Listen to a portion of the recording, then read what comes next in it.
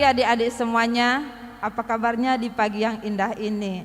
Selamat hari Minggu buat semua anak tanggung dan anak remaja dimanapun saat ini berada.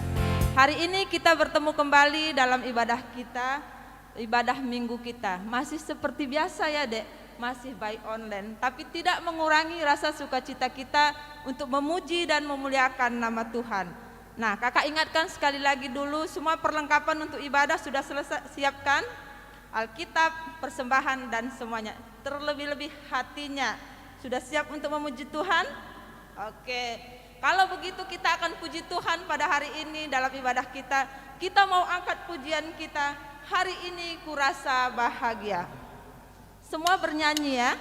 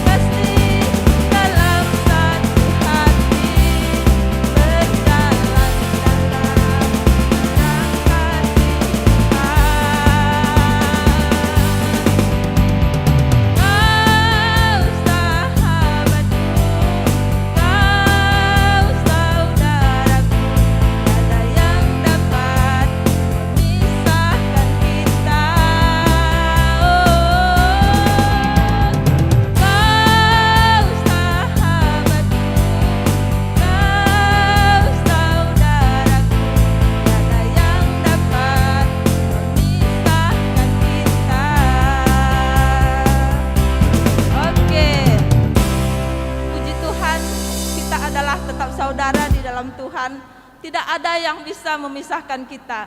Walaupun saat ini kita tidak bisa bertemu di gereja kita, tetapi kasih Tuhan senantiasa mempersatukan kita di dalam kuasa Tuhan.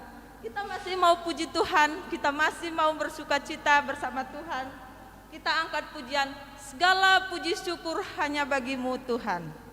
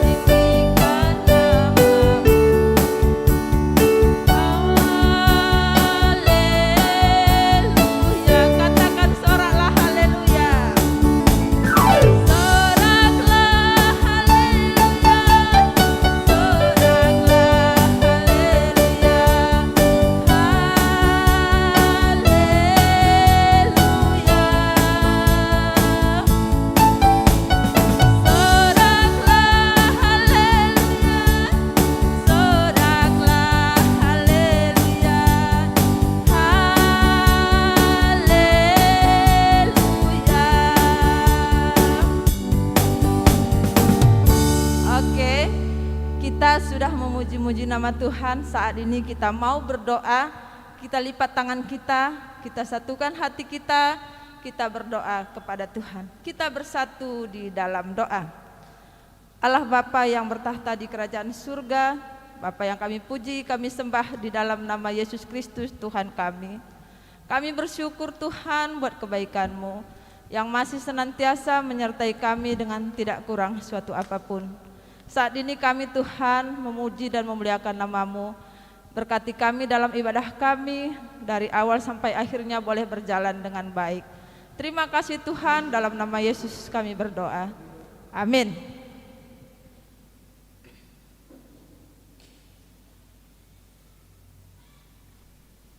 Kita masih mau puji Tuhan. Kita mau angkat pujian kita. Yesus berpesan dalam malam gelap.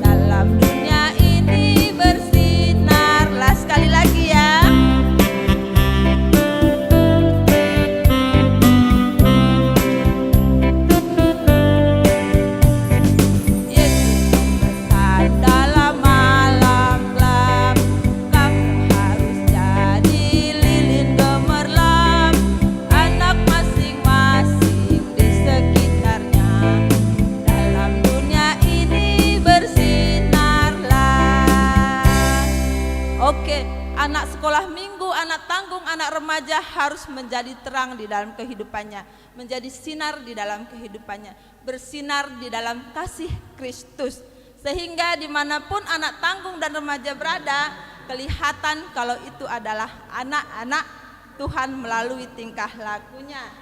Kita masih mau bernyanyi. Sebelum kita mendengarkan firman Tuhan, kita angkat dulu pujian kita. Kita siapkan hati kita siapkan pikiran kita untuk mendengarkan firman Tuhan. Kita katakan, kita angkat pujian, ku siapkan hatiku Tuhan.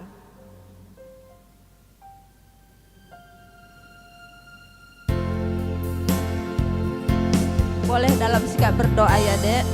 Kita resapi lagunya. Siapkan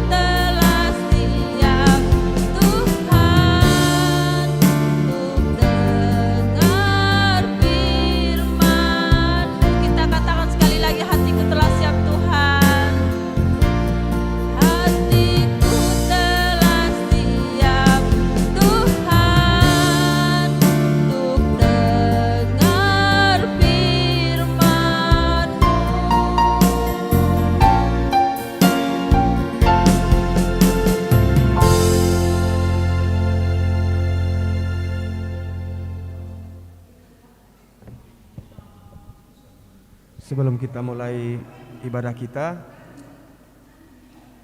mari kita satukan hati kita. Kita bersatu di dalam doa. Kita berdoa. Allah Bapa yang bertahta di dalam kerajaan surga yang kami sembah di dalam nama Tuhan Yesus Kristus. Terima kasih Tuhan.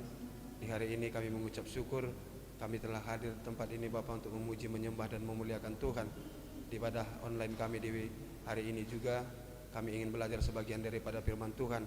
Berkati firman Tuhan yang hamba sampaikan di pagi hari ini Bapa, agar firman Tuhan bisa bertumbuh di dalam kehidupan kami pribadi, di dalam kehidupan anak-anak KKR kami, agar firman Tuhan bisa menjadi kekuatan dalam perjalanan hidup mereka semua Bapa.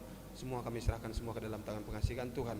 Berkati awal pertengahan hingga akhir ibadah ini juga Bapa, kami serahkan semua ke dalam tangan-Mu. Biar Roh Kudus Tuhan yang beracara di tempat ini Bapa, kami serahkan semua ke dalam tangan pengasihan Tuhan. Terima kasih Bapa. Di atas semua ini ampuni semua salah dan dosa kami, agar kami selalu layak menyembah kepadamu.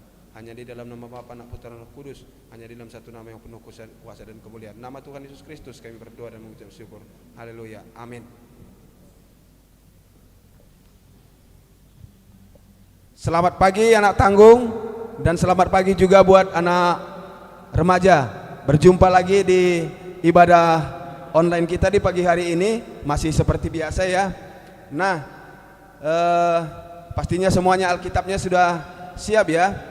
Mari kita buka bersama-sama Alkitab kita. Bahan Alkitab pada hari ini diambil dari Yesaya 53. Ayat yang Yesaya 53, ayatnya yang pertama yang ketujuh. Ayat yang ketiga sampai yang ketujuh. Dari yang ketiga sampai yang ketujuh. Udah ketemu semua. Dari kitab Yesaya 53, ayatnya yang ketiga sampai yang ketujuh. Anak tanggung sama anak remaja fokus aja sama Alkitabnya. Abang akan bacakan sambil diikuti juga membacanya di dalam hati, ya. Abang akan bacakan Yesaya 53 ayatnya yang ketiga sampai yang ketujuh. Begini firman Tuhan. Ia dihina dan dihindari orang, seorang yang penuh kesengsaraan dan yang biasa menderita kesakitan. Ia sangat dihina sehingga orang menutup mukanya terhadap dia. Dan bagi kita pun dia tidak masuk hitungan.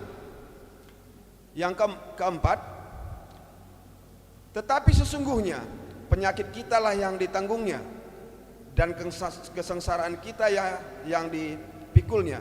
Padahal kita yang mengira dia kena tulah, dipukul dan ditindas Allah. Tetapi dia tertikam karena pemberontakan kita. Dia diremukkan karena kejahatan kita. Ganjaran yang mendatangkan keselamatan bagi kita ditimpakan kepadanya, dan oleh bilur-bilurnya kita menjadi sembuh. Kita sekalian sesat seperti domba, masing-masing kita mengambil jalannya sendiri, tetapi Tuhan telah menimpakan kepadanya kejahatan kita sekalian. Yang terakhir, yang ketujuh, dia dianiaya, tetapi dia membiarkan diri ditindas dan tidak membuka mulutnya, seperti anak domba yang dibawa ke pembantaian, seperti induk domba yang keluh di depan orang-orang yang menggunting bulunya, ia tidak membuka mulutnya. Demikian firman Tuhan.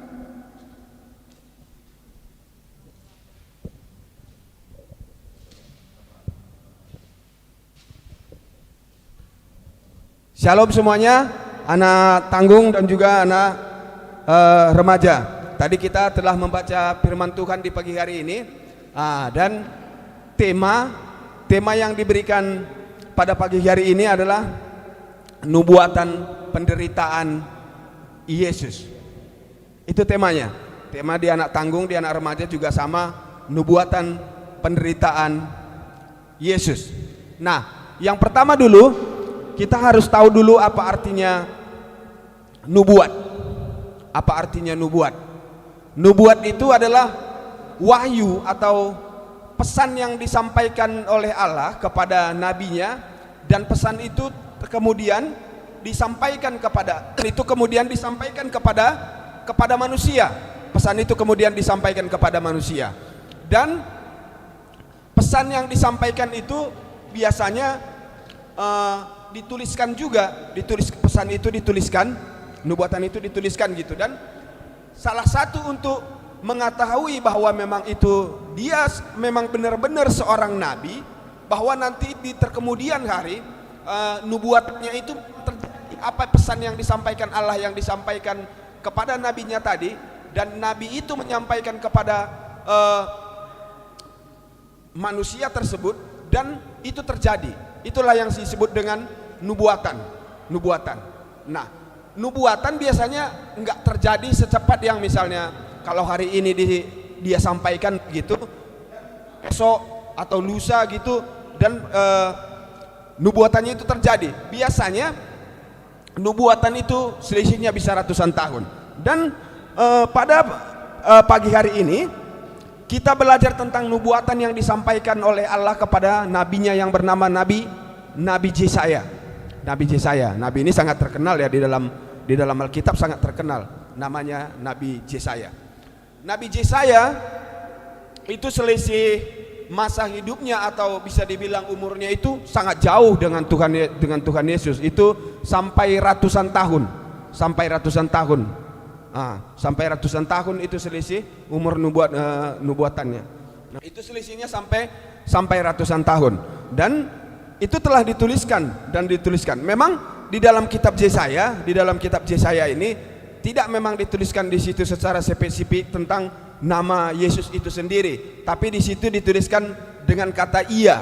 Ia itu huruf kapital atau dua-duanya huruf besar. Ia itu Ia dengan huruf besar. Itu merujuk kalau di dalam Alkitab yang dulu pernah abang jelaskan juga di kelas tanggung remaja sebelum masa pandemi gini, itu kalau di situ tuliskannya IA atau kapital dengan sebutan Ia itu merujuk kepada YHWH atau Yahweh, yang merujuk kepada Tuhan itu sendiri, kepada Yesus itu sendiri. Nah, itu jadi yang harus diketahui dulu itu adalah tentang nubuatan. Apa arti nubuat? Nubuat itu tadi udah abang sampaikan bahwa pesan Allah atau pesan Tuhan yang disampaikan melalui nabinya, dan pesan itu diteruskan kepada manusia, dan itu terjadi.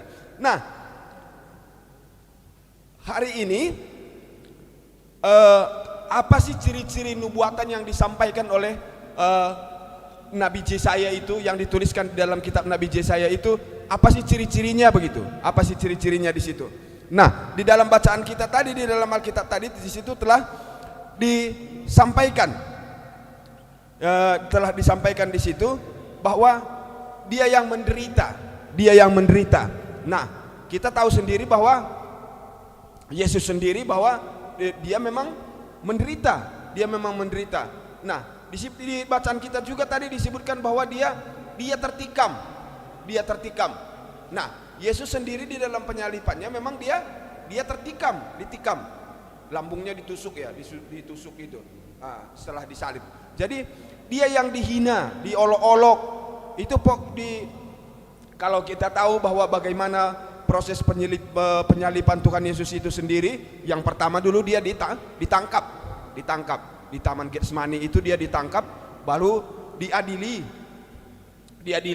Setelah diadili, baru dibawa ke Bukit Golgota. Itu kalau semuanya di sini udah pernah nonton apa ya? Film The Passion of Christ itu kan?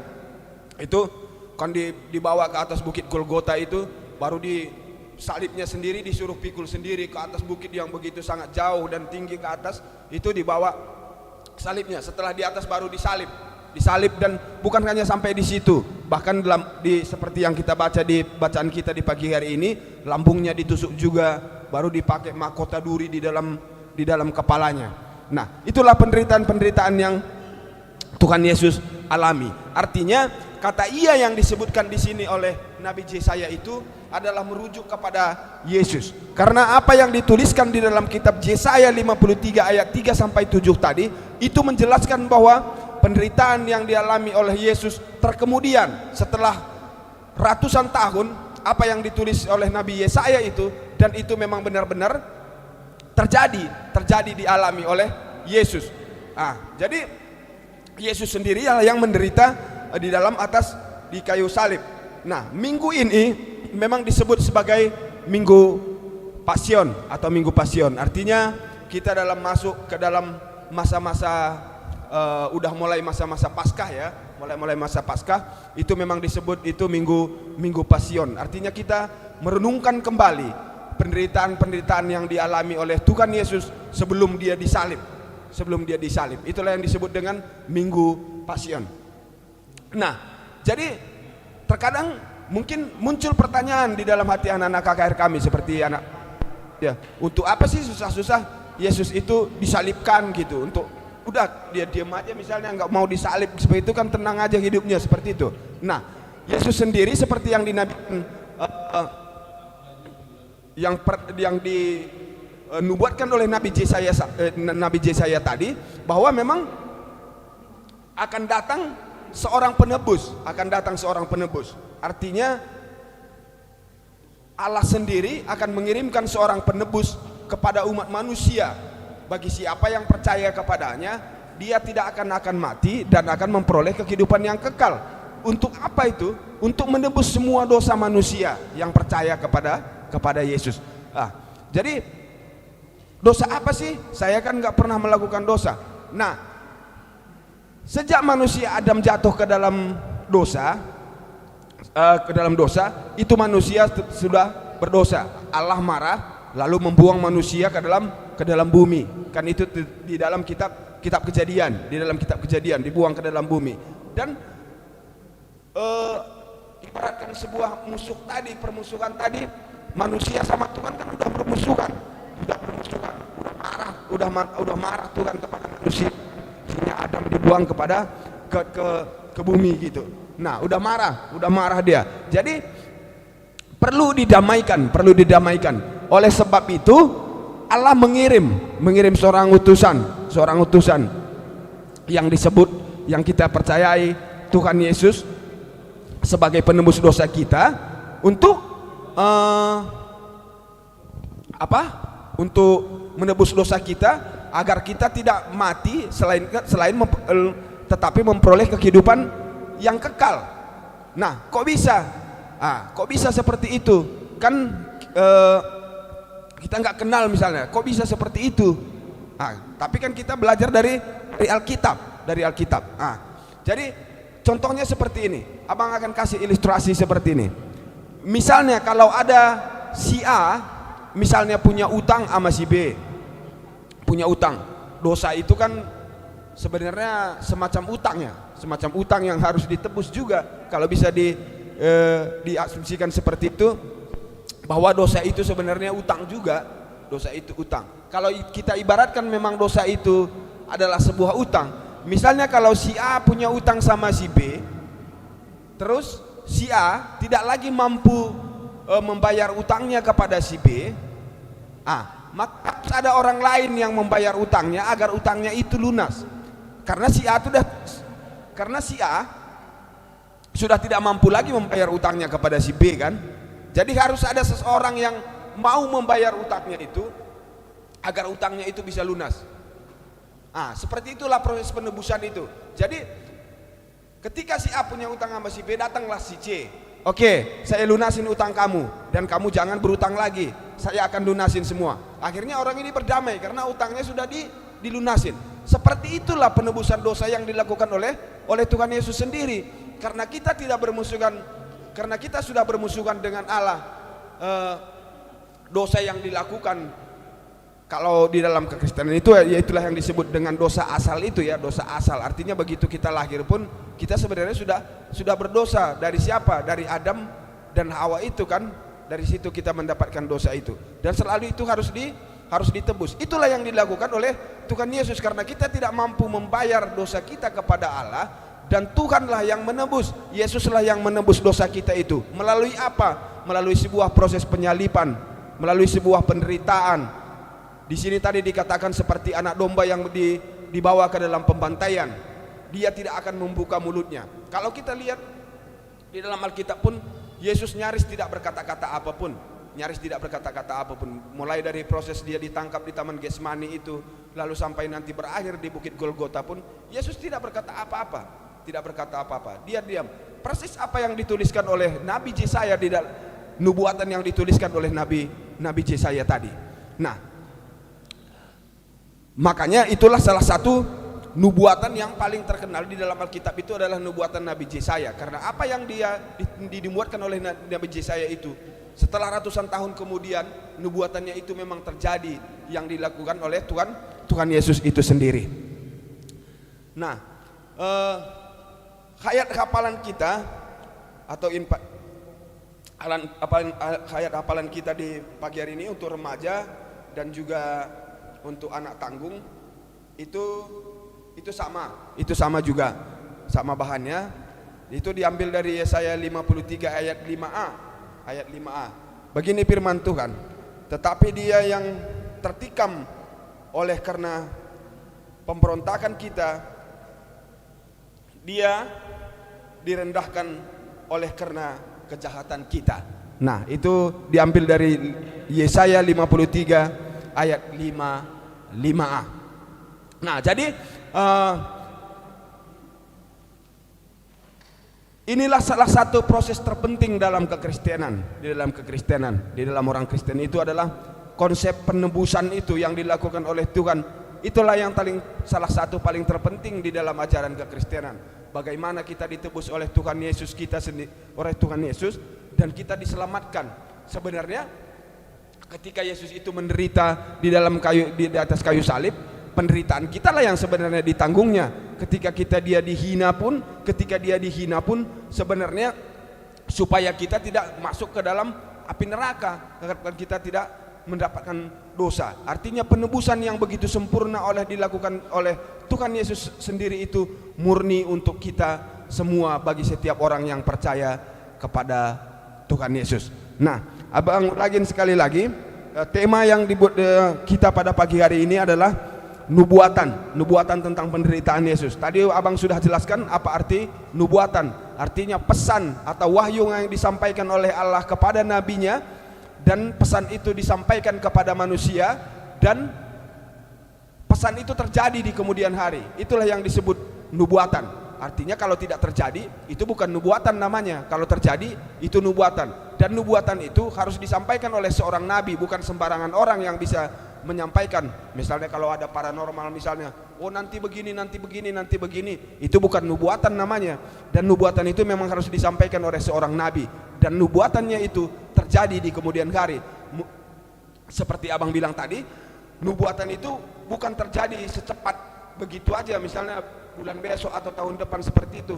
Bahkan kalau kita lihat di dalam Alkitab, selisih antara Yesaya, masa hidup Nabi Yesaya dengan Yesus itu ada ratusan tahun jarak hidupnya, ratusan tahun. Jadi terjadi setelah ratusan tahun kemudian. Dan itulah yang kita percaya adalah nubuatan itu memang untuk Tuhan Yesus. Nah, mungkin ini firman Tuhan yang abang bisa sampaikan di pagi hari ini.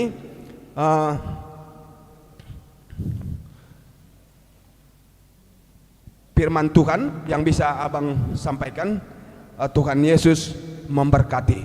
Kita tutup dulu firman-Nya, kita satukan hati kita bersatu di dalam doa. Bapa kami yang bertahta di dalam kerajaan surga, pada pagi hari ini kami telah menyampaikan sebagian daripada firman Tuhan. Firman Tuhan yang kami sampaikan pada hari ini adalah tema nubuatan tentang penderitaan Tuhan Yesus. Minggu ini kami masuk ke dalam minggu-minggu Pasion. Bagaimana kami minggu ini, berapa minggu ke depan kami harus merenungkan kembali tentang penderitaan Tuhan Yesus untuk penebusan dosa manusia. Materaikan setiap firman yang kami dengar, agar firman itu bisa bertumbuh dan menjadi kekuatan dalam pribadi kami masing-masing, terlebih juga dalam pribadi anak-anak KKR kami. Di dalam nama Tuhan Yesus Kristus kami berdoa. Amin.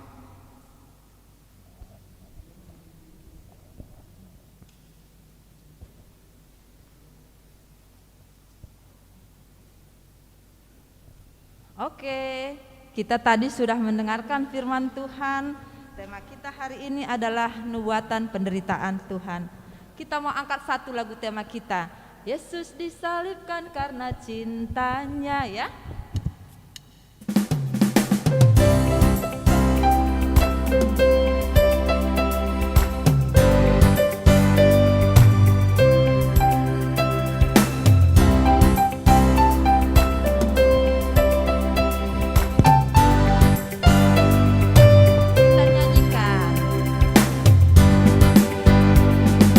Yesus disalibkan karena cintanya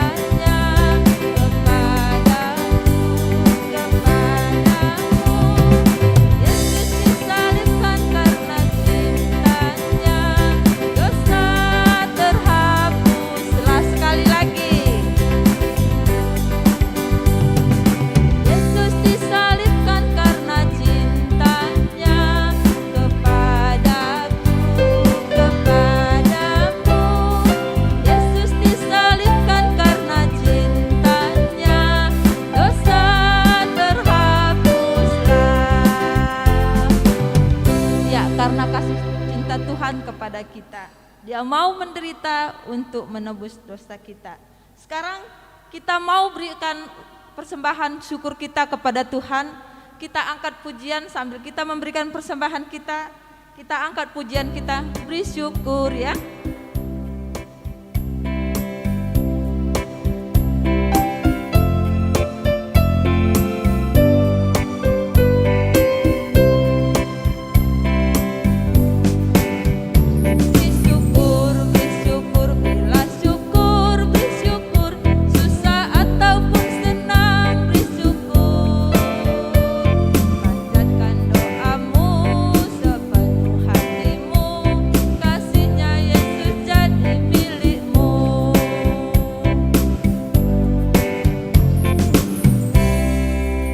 Kita mau masuk dalam doa persembahan kita dan doa syafaat kita.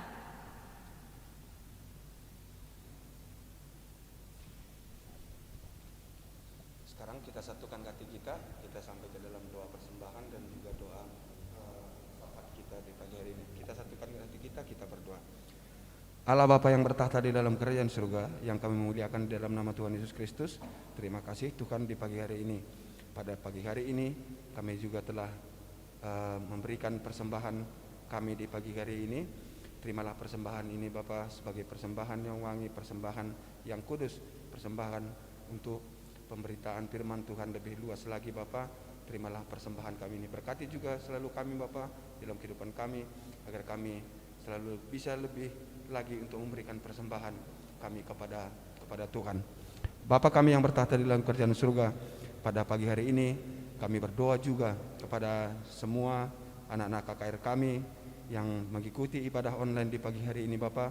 Tuhan berkati mereka dimanapun mereka berada Bapa. Tuhan selalu yang memberkati mereka dalam setiap perjalanan kehidupan mereka. Di dalam pendidikan Tuhan berkati mereka agar selalu mendapatkan yang terbaik di dalam sekolah mereka Bapa. Agar melalui pendidikan mereka juga mereka selalu dikenal sebagai anak-anak Tuhan yang luar biasa. Kami berdoa juga kepada semua orang tua anak-anak KKR kami. Tuhan berkati juga di dalam pekerjaan, kesehatan. Tuhan berkati semua, kami serahkan semua ke dalam tangan pengasihan Tuhan. Kami berdoa juga kepada semua guru-guru KKR kami juga Bapak yang hadir di pagi hari ini juga. Tuhan berkati di dalam setiap pergumulan hidupnya Bapak. Apapun pergumulan hidupnya, Tuhan selalu yang campur tangan. Tuhan yang selalu menyertai mereka dalam setiap perjalanan hidupnya. Bagi guru-guru yang belum bisa bertugas juga Bapak, Tuhan berkati mereka semua dimanapun berada. Mungkin ada yang hatinya sedang susah atau ada yang sedang sakit juga, Tuhan berikan kesembuhan kepada mereka semua. Kami berdoa juga selalu untuk lingkungan ini Bapak, untuk gereja yang kami pakai sebagai tempat ibadah online kami setiap hari Minggu Bapak. Tuhan yang memberkati semua tempat ini. Kuduskan selalu tempat ini Bapak, jauhkan dari kuasa-kuasa yang jahat Bapa, agar kami tetap bisa memakai tempat ini sebagai tempat kami beribadah untuk memuji, menyembah dan memuliakan nama Tuhan. Kami juga berdoa kepada bangsa dan negara kami. Sampai saat ini masa pandemi corona juga belum berakhir Bapa. Tuhan yang memberkati agar semuanya bisa kembali ke seperti normal, seperti biasa Bapa, agar kami bisa tetap bisa mengikuti segala kegiatan, segala pekerjaan yang kami lakukan dengan tidak merasa was-was Bapa. Semua kami serahkan semua ke dalam tangan Tuhan. Kami percaya Tuhan yang akan campur tangan adalah di setiap perjalanan bangsa dan negara kami, agar semuanya apa yang dialami saat ini Bapa, semuanya bisa berlalu.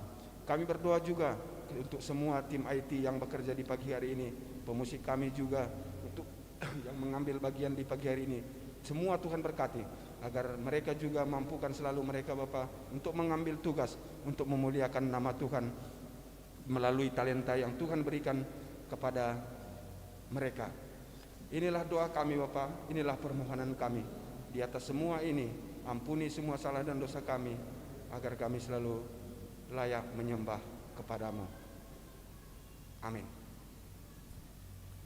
Oke, silahkan duduk. Nah, sekarang kita sudah sampai di penghujung ibadah kita. Sebelum kita doa Bapa kami, kita angkat satu lagi pujian. Mengikut Yesus keputusanku. Kita sebagai anak-anak Tuhan, mengikut Yesus adalah keputusan kita. Kita katakan tekad kita, mengikut Yesus keputusanku ya.